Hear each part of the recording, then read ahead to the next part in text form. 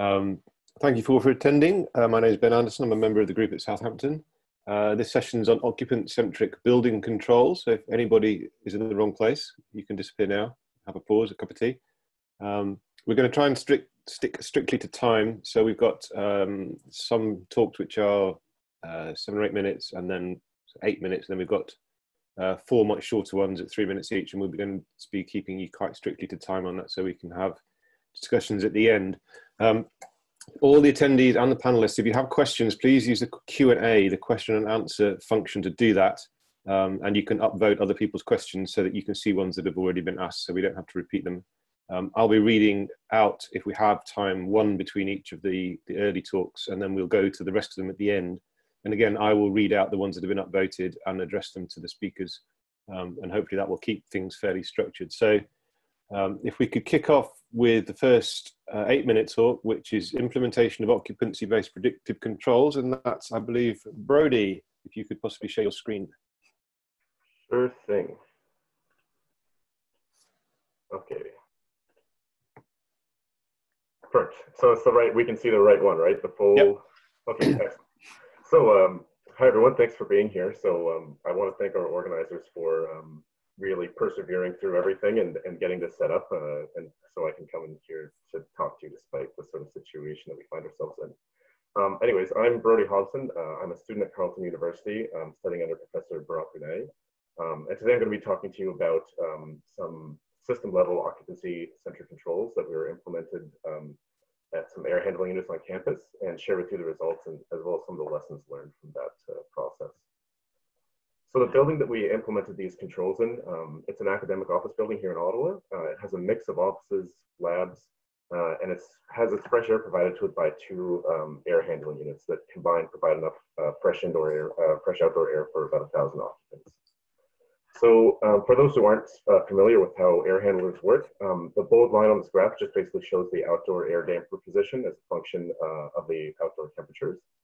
And so what we see is that in the heating and the cooling seasons, so the left-hand side and the right-hand side of this graph, our outdoor air damper is in a minimum position, so that we have to reduce the amount of outdoor air that we need to condition while still providing adequate indoor air quality for maximum occupancy. So in the case of our building in Ottawa, it's going to spend most of its time during the year in one of these 2 modes, and mostly in the heating mode.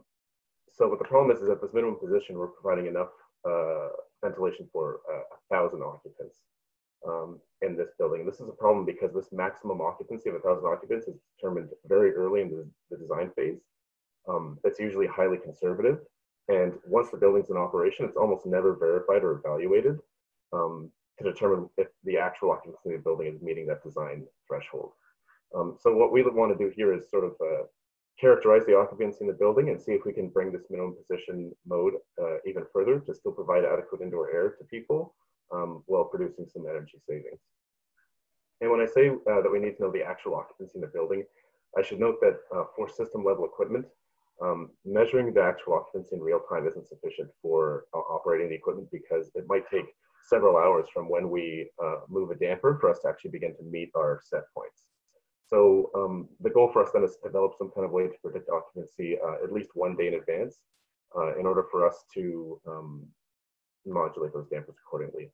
So for this to be as widely applicable as possible, we chose to make this implementation with commercially available and already installed sensors and softwares in the building. And obviously in doing this, we want to avoid impacting the indoor air quality while generating some HVAC savings. So we used some historical Wi-Fi data, and we were able to create artificial occupancy profiles for the building. And it turns out that our 1,000-person building actually, during our study period, had a peak occupancy of about 500 people. And the average occupancy in the building was closer to about 250 people. And you can see on the left and the right here, we have a winter semester and a summer semester. And it's interesting to note how different that these profiles are during the week. And yet the unit is functioning at the exact same minimum fraction for the same assumed maximum occupancy both semesters. So this just kind of highlights the problem with traditional building operation. So what can we do about this then? So what we try to do is implement a prediction forecast to guess the occupancy levels for the next day. Anyone that's worked with a building automation system knows that BASs are very limited in their computational power. And another problem too is that we can use Wi-Fi to accurately estimate occupancy, but those IT systems are typically not integrated into the building automation system. So what we try to do then is instead simplify all of these data down to some kind of forecast that we can actually implement. And we try to do some kind of rule-based forecast that can actually be programmed into the building automation system. So this consists of clustering, motif and discrete identification, and the use of a classification tree. And so quickly, sort of the approach that we've taken is that instead of time series forecasting, let's instead take down our study periods, observed day types, and boil them down to maybe 4 representative occupancy profiles. On the left, denoted high, medium, low, and very low occupancy based on their peak occupancies.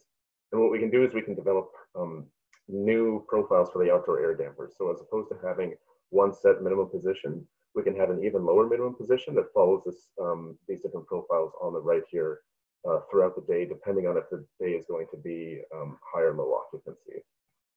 And like I said, Wi-Fi isn't available in the building. So what we can do is we can take the mean electrical loads for each of these different representative profiles, and we can use those electrical loads as a proxy for the occupancy in the building automation system. And when we do this, we see that about 88% of days can be correctly reclassified using this electrical load data. And so when we look at some trends basically in the occurrences of these different day types over time, we can see that there's some frequently repeated sequences of days that occur over the study period. So we have, for example, a very high occupancy week with some low occupancy weekends and things like that. So we can extract these trends using a classification tree and feed them into this tree to develop a sort of very simple set of rules that can accurately predict the occupancy of the building based on the past 7 days of electrical load data about 70% of the time. And 70% doesn't sound great, but I should note that this forecast, usually when it guesses incorrectly, it's over predicting the occupancy in the building, which is good because we want to avoid underventilating our building. So what we do is we take these 5 rules, then we take our damper profiles and we can hard code them into the building automation system. We let it run the outdoor air dampers for 24 weeks, and then we compare it to 24 weeks from last year and basically see what our energy savings were. So in doing this, we use some change point models to account for the temperature differences between the 2 years. And we can see the groupings of the points on the right figure. We see that there are kind of 2 groupings.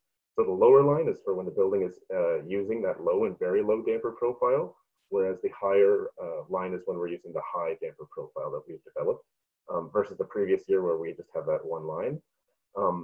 So what we can do then is take the temperature data from the implementation year and fit it to the baseline year to basically predict how much energy the building would have used if it was still operating in the old fashion. And when we do that, we see that we have about 38% savings for heating and about 10% savings for cooling. So it's great to see that even though we have a fairly conservative and simple forecast, that we're still able to capture enough change in the occupancy to really generate some nice energy savings. But energy savings isn't everything. Obviously, we're dealing with people. So when we look at the temperatures in the building during the study period, we can see that there was a minimal change in the building's ability to actually maintain set points. There was a bit more of a change when it comes to the peak CO2 concentrations. So the peak increase in the peak CO2 concentrations was an average about 33 ppm compared to the baseline year. And the number of hours spent above the ASHRAE recommended thresholds went from 20 seconds a day to 35 seconds a day for an 8-hour workday on average. So some lessons that we learned from this essentially are that any faults in the BAS should be identified and corrected first before you can really make any sort of OCC implementation. Also, when developing the damper profiles, we realized that the airflow characteristics of the dampers at these very low positions need to be studied to determine the outdoor air fraction very accurately at these lower flow regimes. Also, we noticed some problems with ASHRAE guideline 36 and the supply air temperature set points when accounting for variable occupancy. And additionally, if we make some tweaks at the zone level, we might be able to help further eliminate any IEQ concerns. So that's it for me. I guess if we have some time for questions now, or I'll stick around until the panel discussion after as well. Perfect. Thank you, Brodie, for keeping excellently to time. So there's no questions in the Q&A at the moment, but just one, if I could ask you. So if the building profile, or the occupancy profile were to change, how quickly would you be able to make the building adaptive to a new set of profiles? So if you're saying if there was like a major change in occupancy, yeah, like Yeah, so that's the problem with this, is that these models are trained using data, assuming that the trends that have existed for the past couple of at least months will prevail into the future. So if you're going into a new building, or you're going into a building where there's going to be a major change in occupancy type, you would certainly have to do this retraining and stuff manually for right now. The goal would be eventually to have some kind of online training where we can develop all of these models and everything directly in the building automation system, and not have to worry about this sort of offline training phase that we've had to do here. Cool, excellent. Well done, thank you very much. Thank you. So don't forget, everybody, if you've got questions for Brodie, put them in the Q&A. We can come back to them later on, and don't forget to mention Brodie's name when you're addressing the question. So if we could move now to Clayton, who's going to tell us what occupants want. Excellent. Try to figure out what occupants want. Thanks, Ben. So yeah, my name is Clayton Miller. I am a assistant professor at the National University of Singapore. I'm going to give a little overview of a platform that we've been working on here at NUS for the past 12 months or so. There we go. So yeah, the age-old question, what do occupants want? We have a lot of models, and a lot of people have talked about their studies so far. There's still a lot of work yet to be done. There's a lot of uncertainty left that hasn't been sort of quantified in the way we ask people what they like.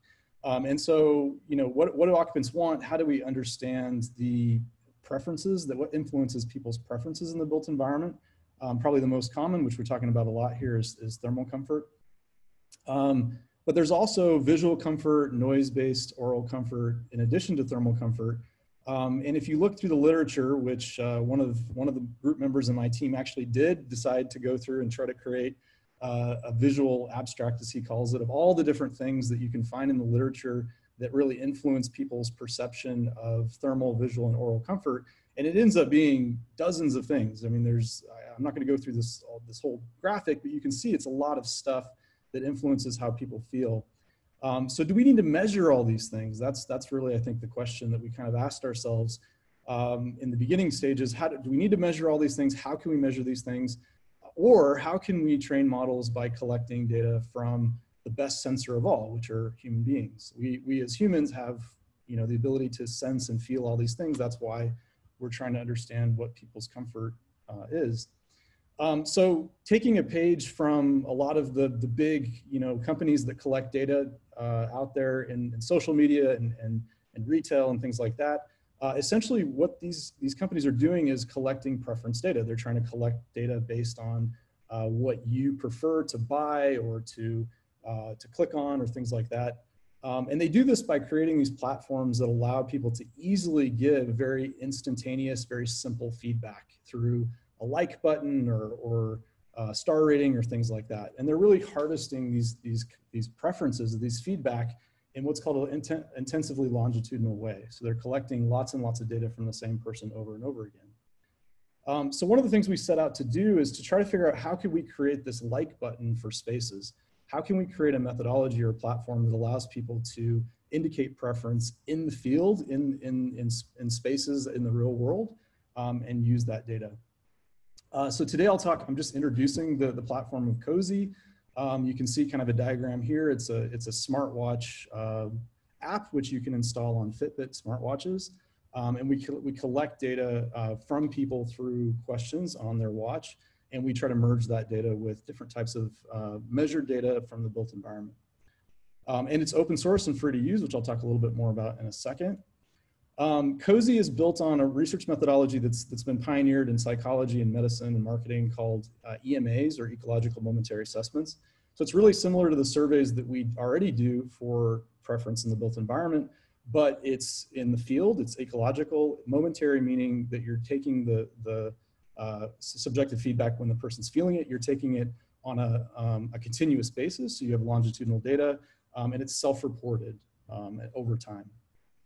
So we created not just this app, but also kind of a platform by which we could converge the data that people give in the platform with various sensor data from the indoor environment, from both indoor localization systems using Bluetooth, from indoor environmental quality sensors that are in the proximity of the person, and then even sensors that are attached to the watch strap itself.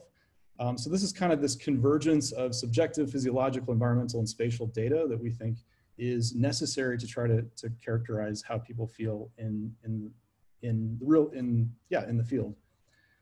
So we set up a quick, for our first experiment with 30 test subjects. They were given a watch and told to basically, when the watch buzzes or prompts them, to give feedback up to 5 times a day, but they can give feedback more. We asked 3 questions, 3-point preference scales based on thermal, visual, and oral feedback. And we ended up collecting quite a bit of data. In just 2 weeks, amongst 30 different participants, we were able to collect 4,378 total feedback points. The participants were asked to give at least 100 points over a two-week period, but a lot of them were giving much more than that, just in an ad hoc way. So in this visualization, you can see that there's kind of a point cloud of these yellow and red and blue points in the building, the SD4 building where we deployed the experiment. So you can kind of see some of that density. You can also see pictures of the indoor environmental quality sensors and the Bluetooth localization system. So quickly, the data that was collected, these are distributions of data that you're going to see in a lot of studies like this, where you have, for example, heart rate and environmental temperature, environmental humidity, and you're seeing that people's preferences are logical in a sense, like environmental temperature, they prefer it cooler when the temperature is actually warmer. But it's a combination of these different attributes in addition to a few others, which we think are important to understand. And it's really the training of models which allows us to understand the value of these different things. So we also built what we call a prototype model. We built a very simple random forest model that inputs time series features, environmental sensors, temperature, heart rate, the spatial context, but also the preference history. So one of the cool things that we can do when we get lots of feedback from the same person over time is actually use previous feedback from that person to inform future predictions. Also, we group people according to peer groups that we call peer groups, which are people that are answering the feedback in similar ways to each other. And we're using those as input features as well, based on your peer group, not just your individual data. So the initial modeling results were that we tested these different combinations of input features. We actually found that the most accurate set of input features was all of the features except environmental sensing. So, which was a bit of a surprise to us. We think that there are some follow-up things that we're doing with our next set of experiments to try to test if this is really something interesting or generalizable, but it has a lot to do with IEQ sensors not being perfect or not, super close to the people when they're leaving the feedback in some cases. So in progress, like I said, we're open sourcing this app. It is open source as of a week ago. If you have a Fitbit device, you can download it from the website. There's a whole list of questions. I only showed 3 of the questions, but we actually have about 10 or 15 questions now. We're actually looking for the community to maybe help us build new questions or input questions into the platform. We already have things related to location, mood, clothing, perceived air movement. But we also we want to build things related to privacy, productivity, and maybe even symptoms and health aspects. So this is my last slide. If you want to get involved, please do. We would love it if you test out our app. Maybe consider using it in your methodology. I would love to see a large-scale experiment at some point in the future, maybe using this platform where people have similar surveys being deployed in different locations around the world. So please check out all the code. Also, one of the postdocs, he's now working in New Zealand for a hospital, and he's building an app version which is focused on COVID symptoms. So people can actually self-report maybe symptoms as they're increasing or things like that. So reach out to me and ask, and yeah, of course, any questions would be great as well. Cool. Thanks very much indeed, Clayton. Thank you for keeping to time as well. We've got a couple of questions. I'm going to save one of them because it's fairly open-ended, but I'm going to ask you just one, which is from Clarice. Can you imagine how you can adapt your, well, she says questions, but maybe methods to a building that doesn't yet exist? That's a great question.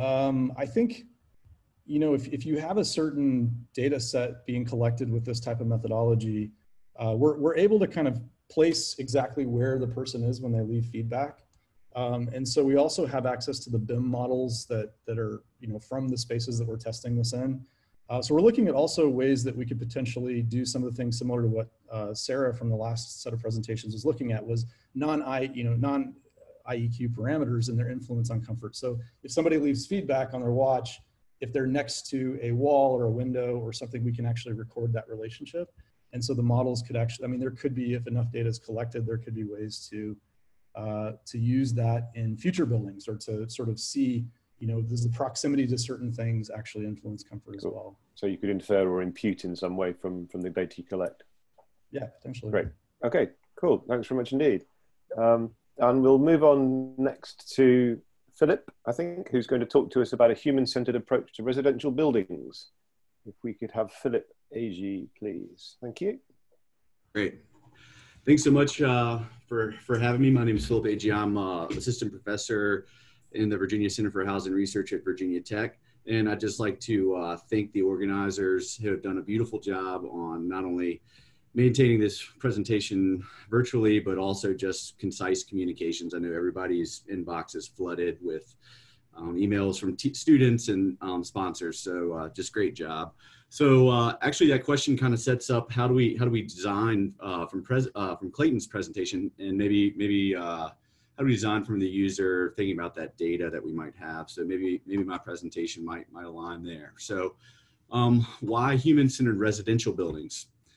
So, you know, housing is, I like to joke that housing is where commercial occupants behave before and after work, right? The literature seems to be dominant with commercial studies.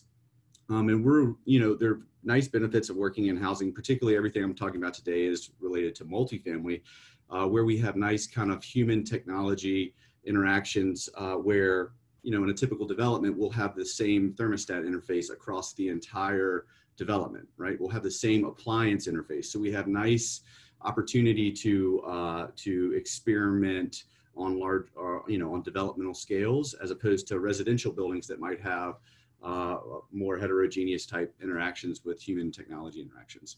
Another thing about residential buildings is, particularly in our climate zone, which is a mixed humid climate zone 4A, our energy end uses, as we built better thermal enclosures in response to energy codes, most of our energy end uses are transferring to end uses, so appliances and lighting and things of that nature. So, you know, as we talk a lot about technology, but we take this human-centered approach where we think about this human-building interaction and replace the technology with thinking about what are the physical, physiological, and psychological needs of the user in the building, and that really drives all of our design making processes.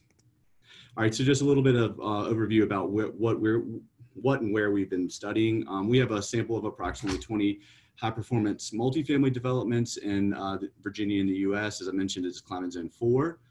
We have nice longitudinal data set of energy, unit-level energy use, circuit-level energy use, user surveys, interviews. We have an interdisciplinary group here with computer scientists, industrial engineers, civil engineers, architects, economists, and we were really focused on mixed methods. And so some of the studies that we've been producing, and their references at the end, where we've kind of done the traditional architecture engineering, compare what we simulated to what actually happened, right?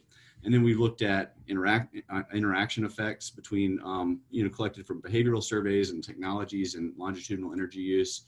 We've tested educational interventions, so energy feedback displays, and you know, gotten into semi-structured interview processes. And what I'll talk briefly about today is kind of larger work system design, and how the work system design influences what the consumer gets, and also these very human-centered design methods that we feel can be leveraged to improve the relationship between the occupant and the system. Okay, so just right off the beginning here, we asked, you know, small sample, but the developers that are designing and developing these products, what methods do you use to design your product? And overwhelmingly, the methods that these developers use are developer-centered. And when I say developer, I mean they're architects, they're consultants, that they're engaged. How do they make decisions, right? As opposed to our more human-centered methods like thermal comfort or usability testing, or assigning levels of automation with function allocation, or what we'll talk a little bit about today, which is personas. So just about the kind of methodology we use for the study, I'll briefly share with you is, first, we use the longitudinal energy use data that we have across this sample of approximately 240 apartments. We're basic descriptive statistics to kind of benchmark an EUI for a senior user and a non-senior user. At least in the US, we have a growing trend towards senior housing and social housing, and the idea of smart housing and technology interactions with seniors is something that we, a lot of times we may assume that seniors want, but until we actually ask them, like Clayton did in his study, what do you want? What type of technology interactions do you prefer? That's kind of where we're headed. Step 2 was we deployed a behavioral survey to ask questions about thermostat set points during the winter, during the summer, report your adaptive comfort behaviors, such as, do you use a fan? Do you use a space heater to adapt your comfort? Do you use your dishwasher? And we actually find that a lot of seniors do not use dishwashers. They prefer to hand wash. And so that efficient dishwasher that you have is actually not being deployed. We ask about shower lengths and things like that. Then we drilled down and conducted 9 semi-structured interviews to understand attitudes, beliefs, and needs. We want to know about their environmental beliefs, right? Their use of technology, perceptions of comfort, and then also dig into these physical and psychological needs from housing. We take the interview codes that are developed using an in vivo coding method, and then develop an affinity diagram to organize and categorize the data. And we did this multiple times across our research team to really iterate some nice themes. And then we developed 2 personas of a senior user in the sample and a non-senior user in the sample to understand their needs, physiological, physical, and psychological needs of high performance housing. So this is just an abbreviated persona, but this is Inez Sanderson. She's a fake user, but everything that you see in this persona is data driven. Her physical needs are safety. She needs accessible spaces and interfaces. She needs larger icons on her thermostat interfaces and controls. Feeling comfortable is really critical to her in her space, and she sets her thermostat to 22 to 24C throughout the year. She's not wasteful, but she doesn't view herself as an environmentalist, right?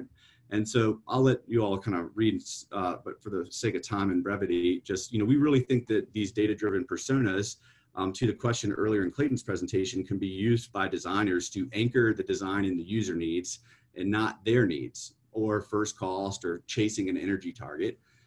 Data can be leveraged from multiple sources, right? We can use benchmarking data, we can use surveys or interviews or other kind of contextual inquiry methods. And really, as the built environment integrates more interactive systems, our industry can really look to lessons learned from the human-computer interaction, literature, and practice.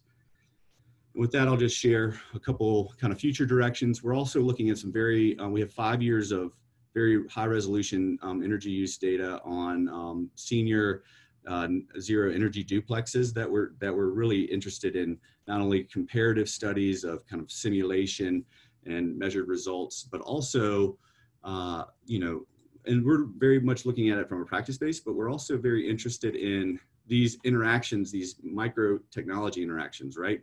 And I bring this up to all audience I present to say, which do you push for, a 1 or a 2, right? And I get a 50-50 response.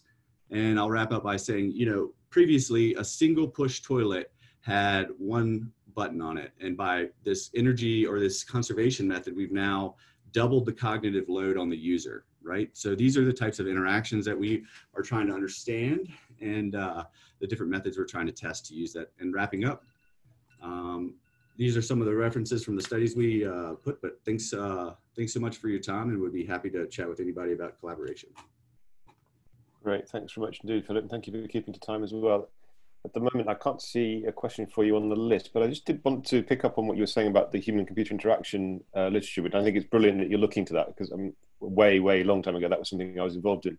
And I don't know if you have already, but looking at Don Norman's work historically, on the button presses, is he up there on the list? Excellent. Yep, perfect.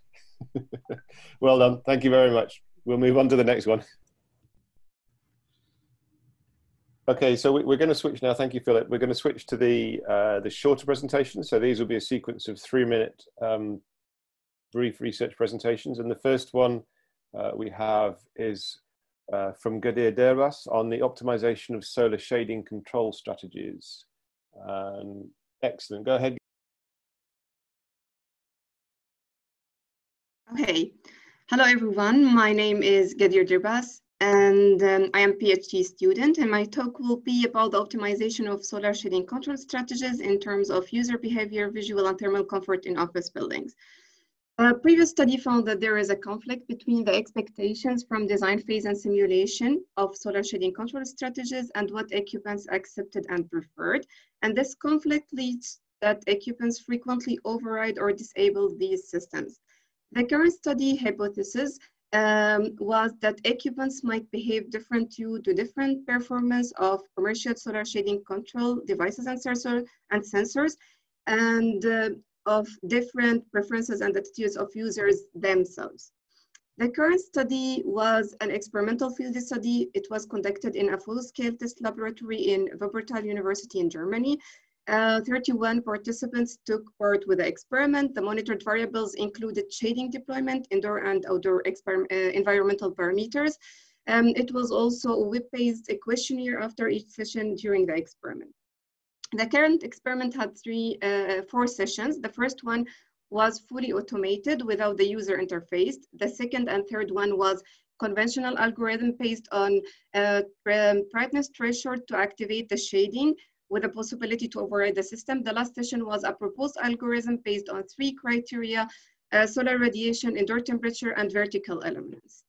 The first aim of the current study was to investigate the quality and accuracy of solar shading control devices by comparing their control actions with scientific instrument measurements and simulation-based control algorithm. It was concluded here that both devices were behaving differently, even they have the same position and same control settings. At the end, the limited accuracy and the quality of these devices should be considered when developing optimal set points of shading control strategy.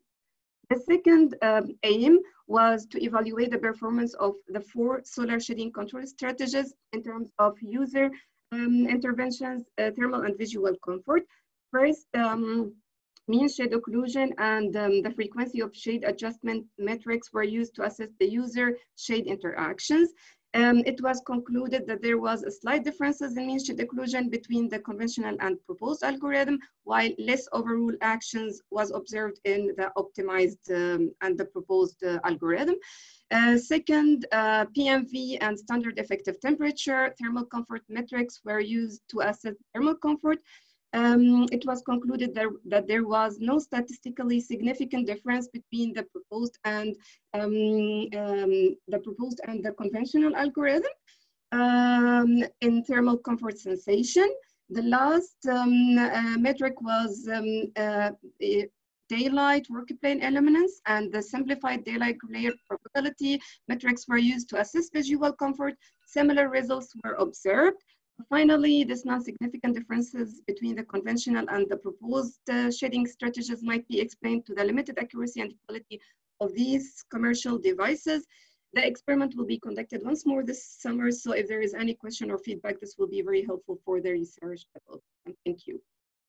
Brilliant, thank you very much. And thank you for keeping to time as well. Just a reminder to everybody, we won't be having time for questions now, but if you have a question for Ghadeer, please can you add it to the Q&A and then upvote them, and the ones at the top obviously will get the most attention, so do that please. And if we could move next to Jun Young Park, a reinforcement learning for occupant-centric thermostat control. Thank you. Hello everyone, my name is Jun Young Park, and this work is with my other students, Sap and Kingsley, supervised under Professor Zoltan and Agee. So the title is HVAC Learn, which is a reinforcement learning based controller for occupant-centric thermostat control. And as we all know, like occupant-centric control is using the data from occupants and indoor environment and using this informative knowledge to update the control system, which can balance between occupant comfort and energy consumption. And we're specifically interested in the reinforcement learning technique as an intelligence. So reinforcement learning is an agent-based method. Agent can do some action to the environment, get a state and reward, and keep iterating this loop. Then agent will ultimately adapt to the environment. And for that, we developed some hardware device which can sense the thermal environment and also ask the occupants vote too cold or too hot using 2 push buttons. So here's the HVAC learn operation very briefly. So first thing first is a state reading. by tracking the distribution of indoor air temperature of when people push the button too cold or too hot buttons. So that state can be defined as cold, neutral, hot. And then accent selection is, from the agent perspective, it can either -1 or 0 or +1 from the previous cooling set point or heating set point. And the reward calculation is the number of a vote from occupants using some energy factor. And updating, using that reward signal, we can update the Q table, which is a knowledge for the agent to an action. And we can iterate this number 1 to 4 every day to evolve the Q table, which is a knowledge of the HVAC learn operation. So we originally designed this study with the experimental way, but due to this COVID situation, we tried to simulate HVAC learn operation first using the Energy Plus, using energy management system. So we coded HVAC learn algorithm and using occupancy and thermal vote system from other literatures. And here's a brief results. Overall, we can save like 30% less button press compared to the reference control, which is the static set points, but with a 10% more energy consumption. So we have to tune our parameters to balance between comfort and energy consumption later on. And also we have to run multiple simulations with various locations and occupant behavior models to generalize the HVAC learn performance. Thank you.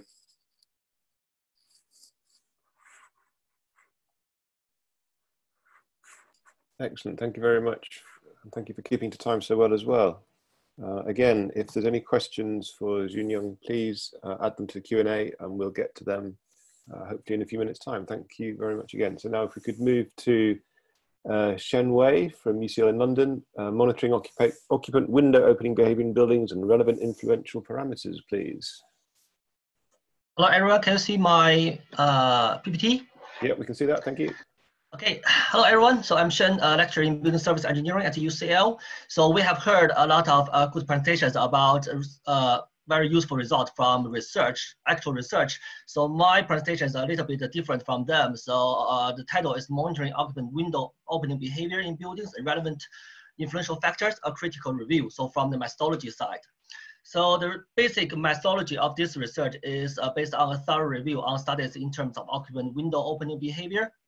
So we collected over 60 research articles from science impact journals, key conferences, and also academic technical report or PhD thesis using the keywords like occupant behavior, adaptive behavior, window behavior, and window control. So from the review, so I have summarized there are 5 methods that have been used to capture occupant window behavior. So the first one, I will introduce this one by one here. So the first method is self-recording by building occupants. So this is more like a log. So people just indicate when did they perform any or did any actions for a specific time, and then what is the on time, what is the off time. So the second one was popularly used by the electronic measuring devices. Some can measure the window opening angle, and also some can only measure the state of the window. And then the third one is by observation by surveyor or the experimenters. So this is also what I used when I was doing my PhD at Loughborough. So it's just based on a table. So you just you do the observation yourself, and then just tick the appropriate state of the behavior. The fourth method is called self-estimating by building occupants. So this method is just based on one single questionnaire with some frequent general questions. So the last one is a little bit new, and also I think the method was tested by Southampton team. So actually it's based on the camera. So they use the camera to take pictures, and then they analyze the pictures to indicate the window behavior. So I compare the 5 methods as a researcher. So method 1, so basically it's easy to use, but large samples, but people may have survey fatigue, and the accuracy will be questionable. Because of the time, I don't have time to read all of the remaining ones. So, but if you are interested, we can discuss in the spare time. So the next point is about factors affecting occupant window behavior. So I want to talk about outdoor environmental factors and indoor environmental factors. So for outdoor environmental factors, people monitored either on the roof of the building or nearby weather station or by a remote handheld device. So very different methods. For indoor environmental parameter, some people monitor the indoor temperature on the workstation, someone on the wall or at the center of the room, so totally different. So from the review, we know that there is huge diversity in data collection methods. So I want to propose a question here. So if the research methodology, data collection methods are different, how data can be comparable if we were collecting data using different methods? So that's all, thank you. All right, thank you very much again for excellently keeping to time, in fact, within time. Oh, there goes my pinger. So we could switch now, please, to Michael Kane, who's going to talk to us about preliminary insights into interviews with building energy managers regarding occupant-centric control. And just before Michael starts, again, please, if you have questions, please add them to the Q&A. We're getting quite a nice number. Michael, go ahead, please. Great, thank you. Here to present some kind of preliminary results from the Annex itself. So these are, this was an activity of subtask 4.1, where we've tried to develop an international survey of building operators and how they currently understand occupant-centric control. So the goal of this study is to identify common sensing technologies that are currently being used, how they're being used, and coming back to the human side, not just the human side of the occupants, but the human side of the operators. How are they supplementing these sensor systems with their own expertise? And this will help us define a white space for future R&D, both on the technology and the human factor side. So the interview is a 22-question semi-structured interview. It takes less than 30 minutes. And we're deploying this interview to facility managers, to energy managers, and to building operators. Essentially anyone that has kind of day-to-day interactions with occupants and or actually changing set points on BAS systems. So the research questions kind of follow on to that goal. So there's 22 actual questions to answer these 7 research questions. We've have this, we've kind of finalized the survey, and we have IRB approval from Northeastern University, from Carleton University in Canada, and in Italy, Politecnico di Torino. And so really grateful for Brodie and his team at Carleton University in Canada for, they've kind of had the largest results out there so far. We've had one or two, and in Georgia as well, in Italy. So our initial results are essentially showing that some operators feel like they understand theirs very well, not so well. So there's kind of a spread on this. So it's, and then on the comfort side, a lot of operators think that their occupants are pretty comfortable, but then they go on to explain that they have a hard time balancing temperatures throughout the building, and that they're primarily using schedules that aren't necessarily occupancy driven. So they're using data from the BAS system, they're using occupant feedback to come to these conclusions. So once again, I'd like to thank Subtask 4 for bringing this together. Barack, Liam, Zakia, and Brodie, all at Canada, who have done an excellent job on distributing this survey so far. We have a kind of a short list of people who have volunteered to distribute this survey, but we really need you and kind of everyone in the audience here. We'd really love to get this out. We currently looking for, especially in Asia, to help disseminate this interview and to help translate it into your local language.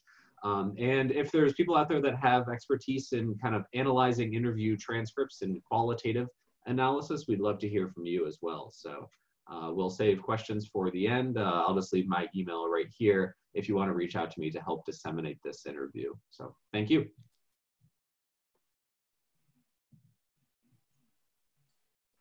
Great, thank you very much indeed on that one, Michael, and thank you all to all of the presenters actually for keeping resolutely and absolutely to time. Brilliant, well done. Fantastic stuff. So we've got a whole set of questions, and we've got a whole load of them tying for top place. So I will have to randomly allocate them. So what we're going to do, if I read them out, and I'll read out the person to whom on whom they're focused. If you could possibly just pop your video back on whilst you answer the question. We've got several for Clayton. We've got a couple for Philip, and we've got some others I know that probably should be merged because they look like duplicates. Anyway, so a quick one, hopefully, that will be fairly rapid to answer for Clayton is, are the rating events related? Are they on a fixed time schedule, or are they random, or a mixture, or essentially how did you prompt people to respond, I think is the question. Yeah, that's a great question. So right now with the Fitbit platform, we have the ability to kind of set the prompts, the vibration to happen up to, I think, 5 or 6 times per day. And it's kind of spaced out amongst a certain time schedule. So that's not the most optimal way. Obviously, if we could improve the app, we could start asking questions in a more targeted way. It's a little bit difficult with the Fitbit platform because there isn't quite as much of a real-time link between a Fitbit and a smartphone. But that's a feature that we're kind of working on. We would love it if people would contribute if they would like to do that. But right now it just prompts based on a setting of like 5 times a day, 3 times a day, 2 times a day, something like that. But the participants also can leave ad hoc feedback. So the watch face is always on, and you can push a button if you want to leave ad hoc feedback. So that's a great question. Great, thank you. And Clayton, just whilst you're there, I've got another one at the top of the list, which is rather more open-ended, which is, in your opinion, how many parameters are needed to provide an acceptable understanding of needed comfort?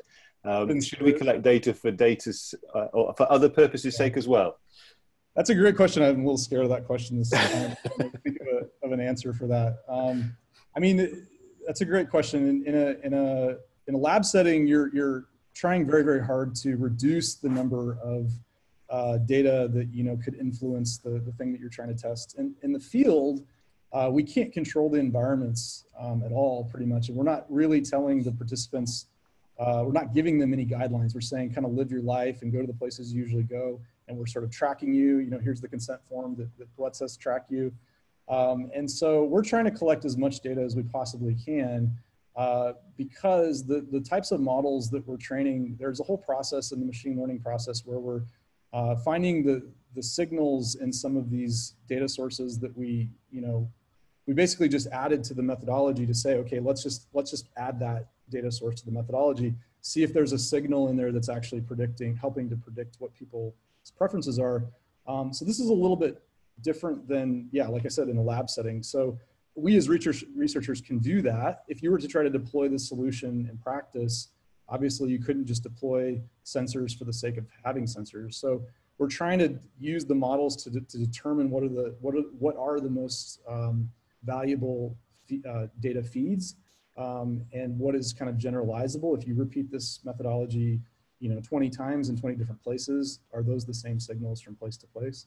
So there's a lot of work to be done, but that's a great question. I'm not sure if I kind of avoided the question a bit. No, that's good. Thank you. I think the point actually about ethics approval and what you're collecting data for is quite important, because if you're non-specific, you will get raised eyebrows, of course. And then it's not clear that you can do other things with that data down the line if you didn't get informed consent for that. So it's a very important point. Thank you. Thank you, Clayton. There's one or two others, but I'll come back to you perhaps if I can. We've got a highly uprated comment, actually. It's not a question, it's a comment for June, which I'll just read out. It's from Zoltan, which is, congratulations on your faculty position. And I understand your PhD defense is via Zoom in June, and an invite is going to the community. Does that mean everybody can join in? It's public? No pressure. Yes, I think so. Yeah, that's my advisor's plan, though. Excellent. Well done. Well done. Thank you. Okay, so if I could switch, Philip, there's a question for you from Clarice. How do personas fit within the mindset of speculative buildings? In other words, how do you reconcile the needs and aspirations from your personas with the ones of your clients if they are not the building user, in particular when they're conflicting? Philip, perhaps if you could address that one.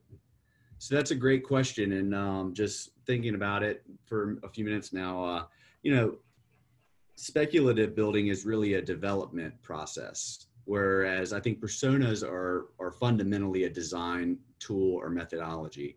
And I'm not ignoring the fact that the development process and the design process have to work together.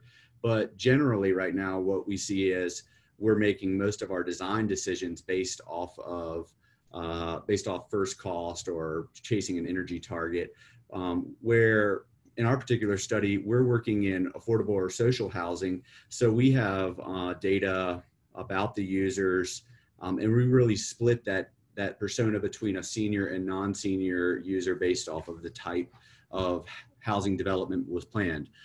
I do agree that it will be challenging if we are just generally speculatively building housing out there. But again, back to the to look at lessons learned from HCI, are these technology companies, they're in a sense speculatively developing these technologies, right? So what lessons can we learn from HCI and the way that they design for users that they may not know?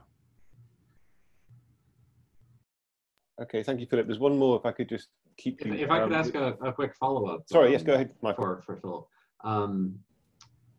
Do your kind of classifications and personas include like mental models about how the occupants believe the systems are working? We see that a lot with thermostats, that people think that thermostats act like a valve and you can turn them up and it'll act faster. Are you kind of incorporating that into your personas? Great. So thanks for the question. Not now, but one of the methods that we're really interested in in these kind of in these specific human technology interactions are a think aloud protocol, where we give the user a task, and then as they're doing it, just say, hey, tell me everything that all of your self-talk that's occurring while you're interacting with this. Oh, I pushed this.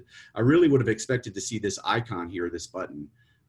But it's not here, so the think aloud protocol, we think we can unpack some of those interactions and also start to build some mental models for to kind of get broader acceptance, better usability of these technologies. Great, thanks. The follow-up question was, how many personas have you generated, Philip, in your? Yeah, great question. So for this study, we did 2, and that was really driven by, and I mentioned earlier in the study, it can be flexible based off the data that you have. In Virginia, the sample that we're using, the developments are split between senior developments and non-senior developments. So we have special kind of senior housing, and so we also saw in the analysis that seniors use more energy per square foot. And they also have very different preferences for indoor environmental quality and appliance interactions. So the data analysis really drove the way that we split the personas. And we know that a non-family persona, anybody from 18 years old to 64 could be a wide range, but we use the occurrences in the data to drive kind of the outcomes of the analysis.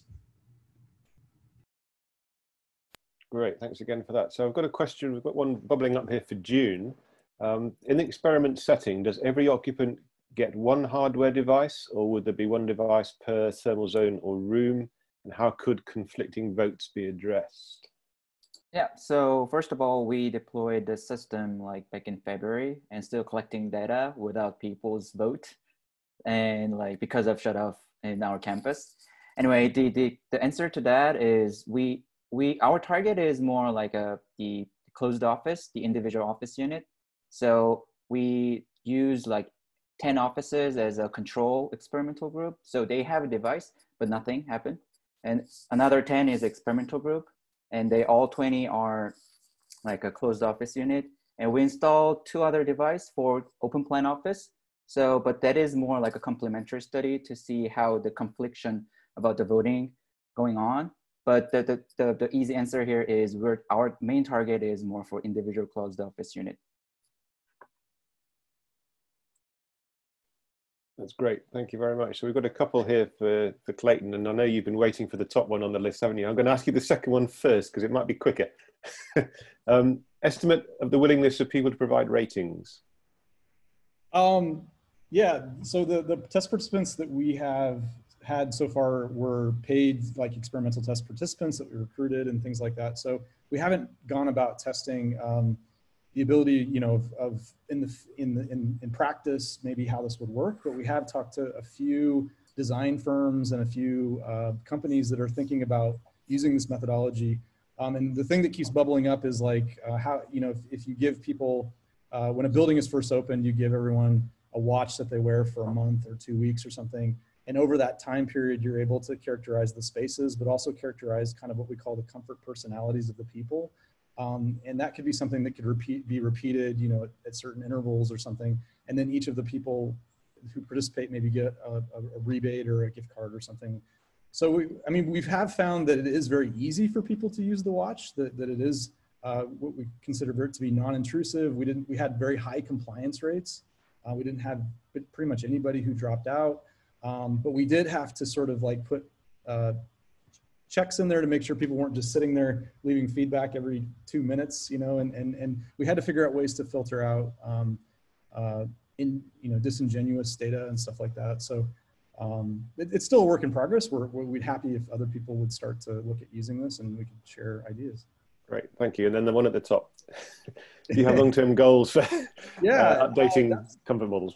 That's a great question. I think I just answered a few of the non-accurate responses. Yeah, you did, yeah.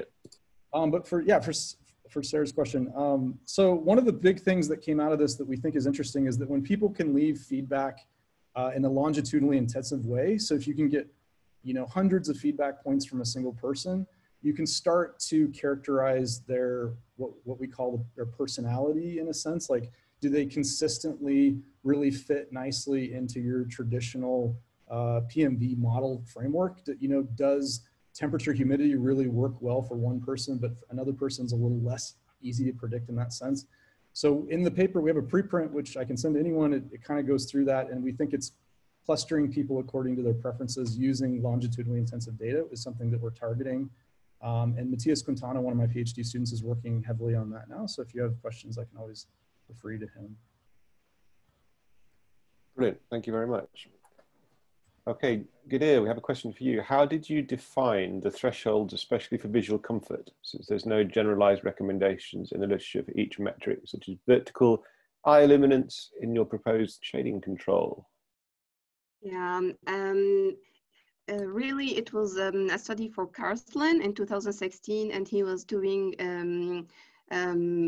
evaluation of solar shading control strategies regarding the vertical luminance at the eye level. So it was, above 1,700 lux. So I just use his recommendation about this threshold value for the vertical elements, because above that, we had the glare problem. So yeah, I think, he was maybe the only one, or there was, he also depends on other previous studies, and he confirmed that through his experiment also. Great, thank you for that. So there's a question for Brodie. Actually, so there was one at the top of the list. They just swapped, so I'm going to ask them both, actually, Brodie, if you're there. The first was about the CO2 sensor uncertainty and whether the difference that you detected was within the uncertainty bounds. That's more of a technical question. If you could perhaps address that one first, and then we'll go to the top one. Sure. So for the CO2, if you're talking purely in terms of like a student t-test, then yes, there is a statistical significance between the two data sets, but then it should, I should point out that, so the 33 ppm change that we observed, the mean sensor bias is about 38 ppm. So there's a little bit of interpretation to that, as if it's actually changed or if the sensors are beginning to drift or things like that. So yeah, maybe that is worth noting when we're looking at the changes. Cool. Okay, good, thanks. And then the top one. With respect to the vacancies, it's kind of almost a question I asked, but sort of placed really up to date for you. Sure, yeah, exactly. So that's actually interesting. So the way that the building is this, our program is actually still implemented in the building, and I've just checked on it the other day actually and looked. And because the building has been empty, because we have our controls in place, it's in the lowest occupancy mode, and it's been operating that way, which is good. But I have a sneaking suspicion that most buildings are still running with their air handlers on the same schedule that they've been running on across the board, more or less.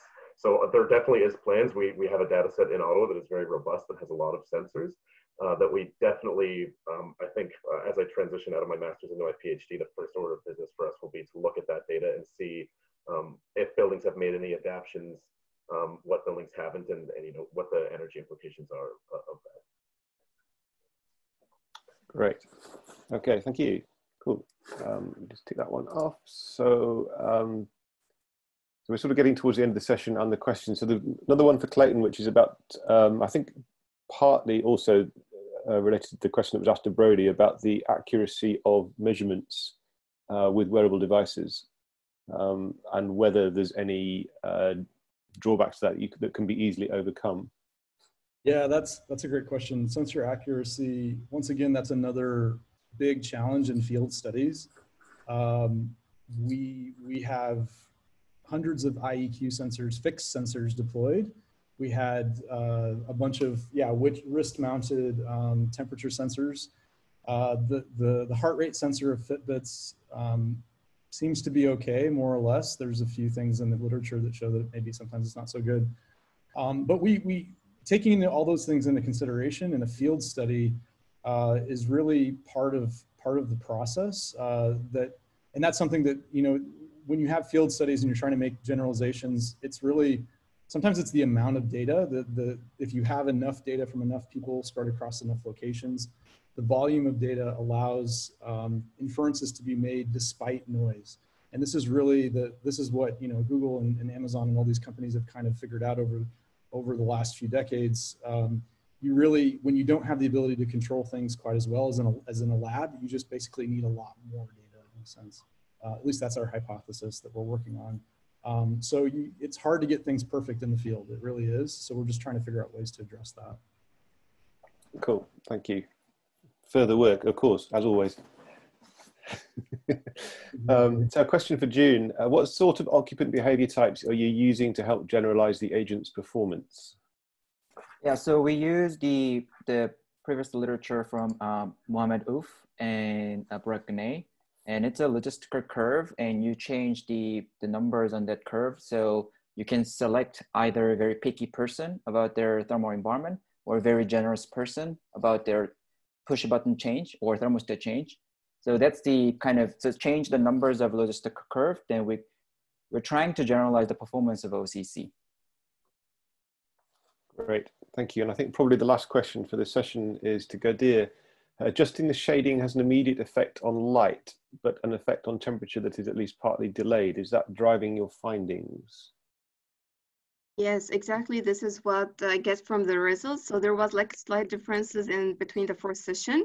And the fourth session was executed for 1 day, 7 hours, and each session was 1.5 hours.